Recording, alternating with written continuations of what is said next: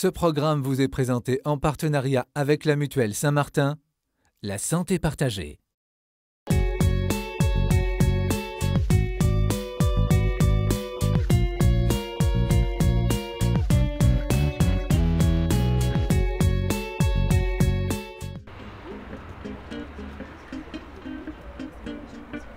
C'est dans le quartier du Vieux-Lyon que Margot, son mari et leurs 4 enfants habitent. Les filles, vous mettez vos manteaux dans la chambre de Paul, et puis vous lavez les mains. Et ce jour-là, à l'heure du déjeuner, la petite Philomène, 4 ans, évoque d'elle-même les attentats parisiens de début janvier. Comme les méchants qui ont tué les gentils au bureau. Mais nous, on doit faire des choses gentilles. Oui. Depuis ce tragique événement, Margot et son mari ont expliqué à leurs enfants qu'on ne pouvait pas faire de mal au nom de sa foi. On leur explique d'abord que notre religion à nous, c'est l'amour avec un grand A. Que le premier des commandements, c'est aimer Dieu et ensuite aimer son prochain. Et je pense que ça veut tout dire. Dans aimer l'autre qui aura une religion différente, qui aura une couleur de peau différente, un handicap.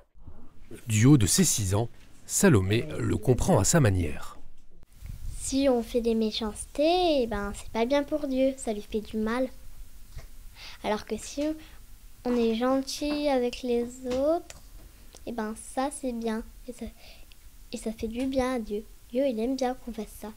Pour Salomé, aimer l'autre, cela se vit également à l'école, comme avec ce petit camarade qui n'a pas assisté à une célébration proposée par l'école. Ismaël, dans ma classe, il n'est pas dans la même religion. Non. Il n'est pas chrétien. Ouais.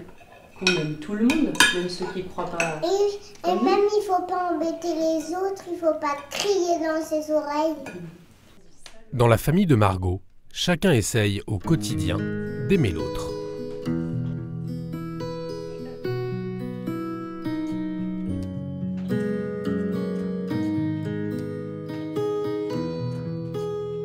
Je donnerai un point pratique sur ce que moi j'ai vécu. Je suis né en Irak, j'ai grandi en Irak, j'ai grandi dans un pays n'est pas chrétien, n'est pas athée non plus, c'est un pays dominé par les musulmans. Nos confrères irakiens étaient musulmans et j'ai subi ou bien j'ai vécu dans une ambiance un peu de guerre tendue depuis mon enfance. Comment est-ce que mes parents réagissaient face à ces violences, à ces attaques?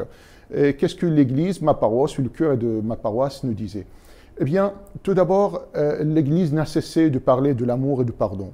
D'ailleurs, c'est un mot-clé dans notre vie chrétienne. Jésus, sur la croix, immédiatement, il a demandé le pardon à ses bourreaux. Le pardon ne signifie absolument pas la lâcheté. Beaucoup, en fait, de mes